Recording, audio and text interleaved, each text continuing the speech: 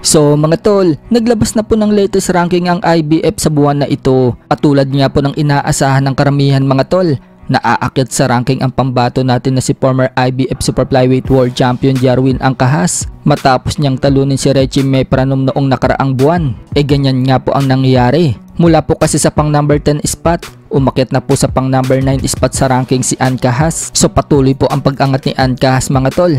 Mukhang magi-steady na siya sa Super Bantam at para dyan makakuha ng world title. Samantala, nananatili pa rin pong pang number 12 spot si former 3 Division World Champion General Casimero.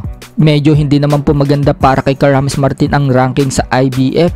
Mula po kasi sa pang number 5 spot, napunta na po ngayon siya sa pang number 6 spot. Pero ang kagandahan naman mga tol, nananatili pa rin pong pang number 2 spot sa ranking si Martin sa WBO. Kaya anytime, mapapalaban na siya sa world title fight kung sakaling ibakante na ni Inoue ang mga titulo nito sa Super Bantam. Sa kabilang banda naman mga tol, kung matatandaan, naglabas po ng balita ang kampo ni Inoue noong mga nakaraan. Nalalaban pa daw si Inoue ng 3 beses ngayong taon na ito matapos niyang talunin itong si Yejun Kim ng South Korea. Sa June 14 nga mga tol, haharapin ni Inoue ang number 1 contender sa WBC Super Bantam na si Ray David Alan Picasso at gaganapin po yan sa Las Vegas. At sa buwan ng September naman mga tol, muling magbabalik si Inoue sa Japan para doon naman siya lumaban.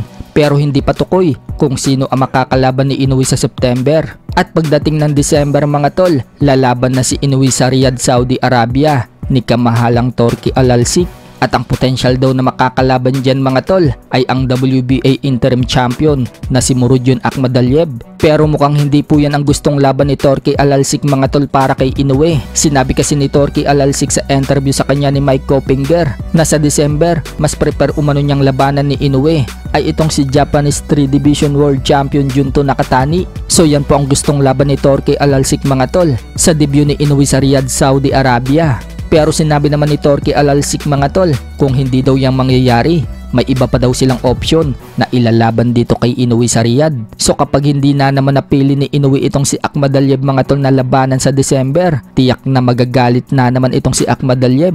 Una na nga pong sinabi ni Akhmadaliev mga tol, natakot daw sa kanya si Inoue at kung talagang ayaw daw siyang labanan, ibakante na lang daw nito ang WBA belt.